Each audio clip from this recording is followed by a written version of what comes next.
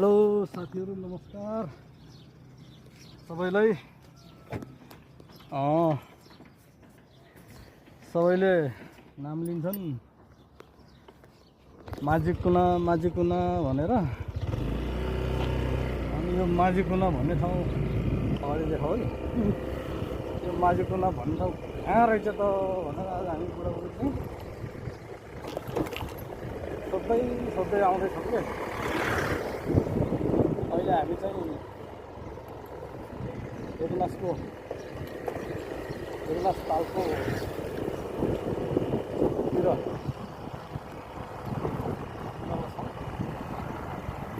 त्यसको चाहिँ अगाडि चाहिँ सोध्दै जानु पर्ला कहाँ छ माझी कुना भन्ने है। तर बाटो चाहिँ अहिले पुगेर चाहिँ खत्तम रहेछ। किन भन्दाखेरि ल हेर्नुहोस् न, त्यस्तो कच्ची बाटो आयो। यहाँ त पानी पऱ्यो भने त यहाँ त हिँड्न सकिन्न नि त। यहाँ त पक्कै पनि डुबिन्छ होला, यस्तो हिँडो रहेछ। पानी परेपछि सम्मै देखिन्छ। अब हामीले सोचिन्छ अब मेन बाटो भनेर, तर यस्तो खालको छ है।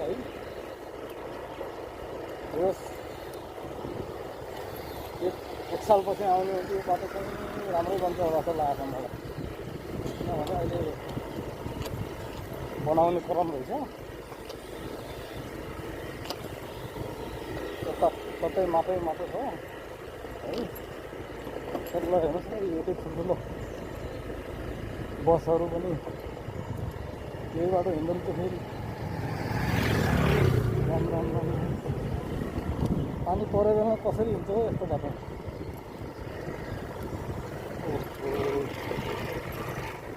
बाटो त खतरा छ त यार।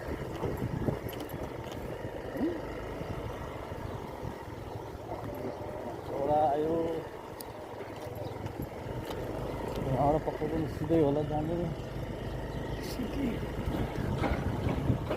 हेरौँ अब नेपाल गभर्मेन्टले केही गरेन भन्छन् जनताहरूले। गर्न त गरेछ नि बिचरा, आधा खाए पनि आधा त सदुपयोग गरेको जस्तो लाग्छ।